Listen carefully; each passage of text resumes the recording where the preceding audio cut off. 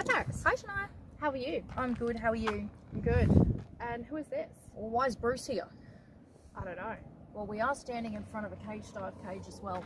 We are, yes. So we have Bruce and we have a cage dive cage. We do. So I'm assuming we're talking about great white sharks. We are talking about great white shark. So you want me to hold Bruce? Yeah, you can hold Bruce. You're the marine biologist. You know how to handle them. So, that's a fair call. alrighty. Let's dive right in. Ha! Lol. How long have these guys been around for? These guys, like, we know about the megalodon, right? Yes. Okay. Great whites, the modern day great white that we know, has been around for an astounding 16 million years. That's a long time. The great white that we know of today has actually been swimming around in our oceans for 16 million years. That is a long That is time. a long time. It is a long time. So they're nothing new. Nothing new. Right. Is this exactly what they look like, or is it just a sort of a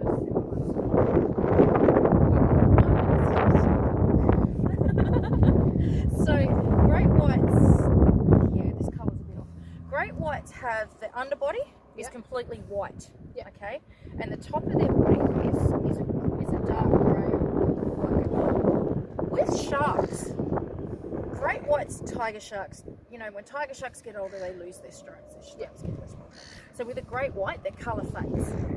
Okay. So this is a young shark. He's young. Yeah. So the older they get, the lighter it goes. So their grey will go a bit lighter. So that's why you see some sharks are darker, some are lighter. Yeah. Okay. That's why. But interesting thing with great whites is you've seen the jagged sort of look on them that they're, you know, the colourings, the top's kind of jagged. Yeah. That's for a reason. Because great whites actually spend most of their time like in shallower waters. They do prefer to be around shallower waters, which is where they do most of their hunting. Yeah. Okay, so great whites hunt mainly around like areas like out here. Yeah. They have been known to like hunt and swim around areas around depths of about 3,900 meters. But generally, as a rule, they do like to hang around areas that are a bit more shallow. They do their hunting. Now, great whites, they use what is called counter shadowing. Okay. And that's where they use their colouring. Yeah. So the colouring, the jagged colouring, is so they can blend into the coastline. Yeah. So you might be swimming out here and there might be a great white there and you may not know it. Wow. So you could be swimming here, could be a great white, because they're using what is called counter shadowing. Yeah. Which is blending in. It's a camouflage that great whites use. Great whites will use camouflage. So they are extremely smart hunters in the fact that they will hide, they will camouflage using this counter shadowing is what it's called. So yeah, they will blend into a coastline. So just because you can't see them, honestly, it doesn't mean they're not there. Wow. So how do they sense things in the water? They sense things, so all sharks and fish, as you know, okay, they have what is called a lateral line. Okay, the lateral line runs from here up through here and into here. Wow. Now this lateral line is connected to the Ampullae of Lorenzini, which I did a video. No, we did a podcast. We will be doing a video further on Ampullae of Lorenzini, so I'm only going to briefly touch on it. Yeah. So this lateral line is connected to these Ampullae of Lorenzini, which is how they sense. Yeah. So sharks use electromagnetic fields is what they pick up on. So great whites are extremely honed in to electromagnetic fields. So great whites will use electromagnetic fields. Yeah. And they will also use the magnetic fields from the Earth. Yeah. To find their way around. That's pretty cool. Okay, so, and that's all from this Ampullae of Lorenzini as well, because these are all individual receptors. I'm just actually going to show you a photo of a great white with its Ampullae of Lorenzini. So, excuse me, Bruce, would you mind not biting the board? Would you mind not to? Thank you very much. So, see these little black dots? These are Ampullae of Lorenzini. So this is what this lateral line is connected to. Yeah. Okay. So these are all an individual receptor. Yeah. So Okay. this is where everything is picked up on. Everything. Yeah. That's pretty So cool. this is what great whites use. They're kind of like look like little blackheads. Yeah, they do. So I will go further into Ampullae of Lorenzini in our video of Ampullae of Lorenzini, but this is what great whites use. And all sharks for that matter. But great whites, their Ampullae of Lorenzini is extremely acute. So they haven't become the apex predator of the ocean for no reason. Yeah.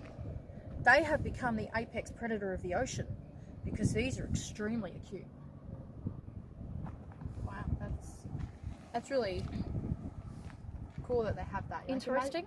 Imagine if we had that and what we could do if we had Ampullae. Well, you can only imagine what they would do. What we could do. Yeah. They would do what we could do if we had that, but we don't. Yeah, we don't. No. We don't have it. Wow. So another thing I'm gonna ask is this of how many gills that they do have? Yes, they do. Great whites do have 5 gills. Yep. And like any fish, because they are a fish, like any fish, they do use the dissolved oxygens to breathe. Yeah. And exactly the same as what I explained in the dissolved oxygens is in through the mouth. The oxygen, the dissolved oxygens is filtered through the bloodstream with the oxygen, and then what is not needed, the water that is taken in, is let out through the gills. Yeah. Okay. So, but these guys, they don't have the operculum like that garden variety fish do. Don't have that. They do have covers, but they're an individual cover. Yeah. So it's not just one big thing, it's just like an individual. Yeah. Okay. Wow, that's really cool. Yeah. So what's another interesting fact that you can tell us about? That I can tell you about. Yes. Breeding. Mm-hmm. The breeding grounds for great whites is not actually known. Oh, okay. Their habits during breeding season is not actually known. So no one's never witnessed a great white No shark one has ever breeding? witnessed a great white shark breeding ever. Someone claims that they have, but it's never been Confirmed. It's never been confirmed nor denied. Yeah. So we really don't know. So the breeding grounds for great whites still remains a bit of a mystery. It'd be pretty cool to find out where they actually go to. It would be actually, Yeah. but your female great whites after breeding will be covered in scars because the male great whites will bite the female. Not each shark bite the female during mating. So great whites, the female great white, you'll know when it's been breeding because the scars on the great white that you will see are most likely because she's been breeding. Yeah. Okay. Breeding season, the males will disappear first. Okay. So the males are the ones during breeding season. The start of breeding season. Yeah. The males are the ones that you will see less Okay. because they go to the breeding ground first. Once the male has gone, the female will go. Yeah. So the female goes second to the breeding grounds. Wow. Okay. And why is that? Do we know why? Again, not much is known about them. Yeah. It's just that the male goes first, Yeah. and then the female comes along, and she will go next. Yeah. So it's something that's not really known. There's not much known about their breeding. Yeah. Sorry about the Harley, guys. So, how long does a shark hold his baby for? Great whites, their gestation period is about 11 months. Wow, that's longer than we do. It is a lot longer than us. I mean, because I could not imagine being pregnant for that long. Wow, I don't like that. So, never been pregnant, so I can't say that. Yes. Now, great whites are ovoviviparous. And that means? The babies, they give birth to live young. Yeah. Okay, so the babies are fertilised in an egg. Yeah. But that egg is hatched inside the mother, so it's actually hatched inside the mother, and the mother carries the pup. Wow. Now, they can give birth anywhere between 2 to 12 pups. Wow. That was my next question. Yeah. But females will only breed every 2 years. Wow. But in that 2-year period, in those periods that they breed, Yeah. and they produce pups, they produce anywhere between 2 to 12 pups. Wow. That's a lot. Now, great whites. The interesting thing about great white pups, inside the mother, while they're inside the womb, inside the mother, Yeah. they will actually, the stronger pups will eat their siblings. Wow. Okay. Yep. Wow. That's So it's called oophory.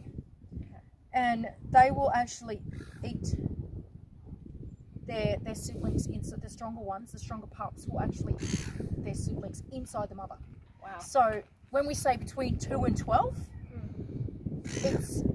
that's just a variation. Like they could give birth to 2, they could give birth to 12, but they could give birth to anything in between. Yeah. And it could be for any number of reasons, like they might have eggs that have been fertilized, or they've been eaten by their siblings. Wow. That's So they do eat it. so we've got a very noisy seagull over here. Yeah. He's Trying to be noticed. yes. I think he wants to get on the show. Yeah, so great whites, their breeding is extremely,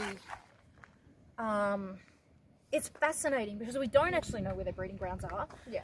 Their breeding has never ever been witnessed, so we don't know what their habits are with their So breeding. we don't know how they breed, this sort of thing. Like, No.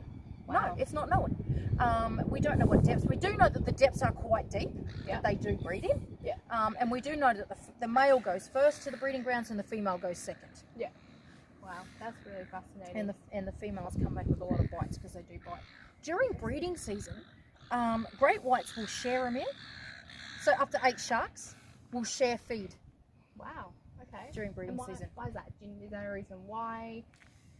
It's just part of their breeding. It's part of their what's the word I'm looking for? Their ritual. It's part of the ritual. Yeah. And again, it's habits that's not known much about. Yeah. Wow. That's incredible. They're incredible. Such incredible. They are. I'm going to show you something interesting about their jaw, actually, because while we're talking about feeding, there's something else I'm going to tell you guys too about feeding that you probably do or do not know about great whites. Oh, there you go. So we've seen the Ampullae of Lorenzini. Yes. I'm going to show you something else.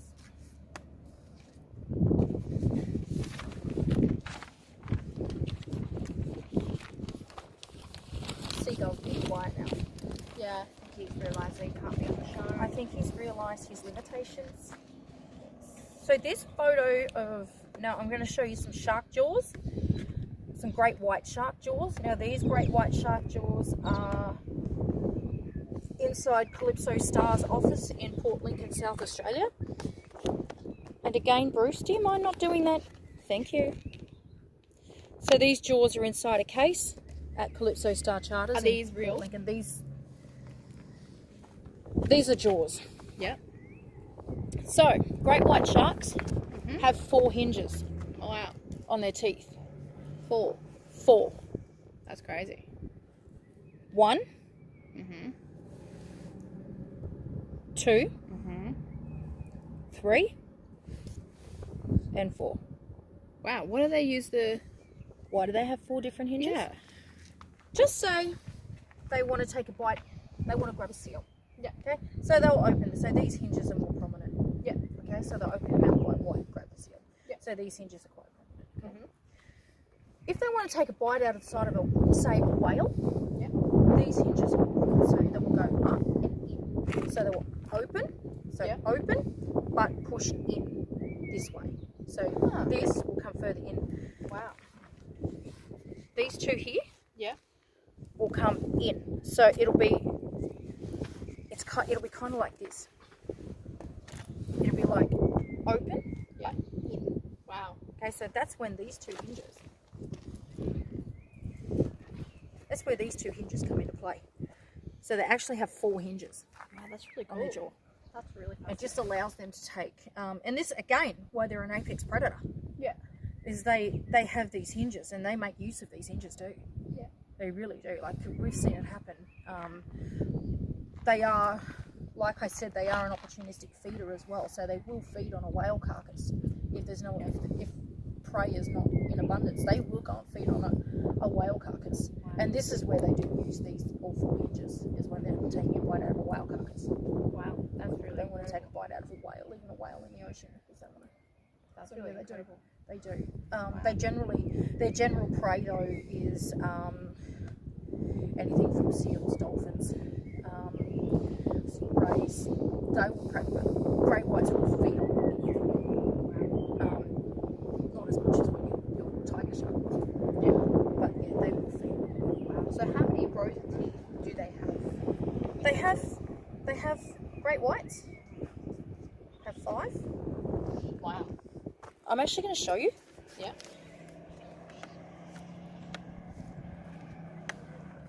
So at one time,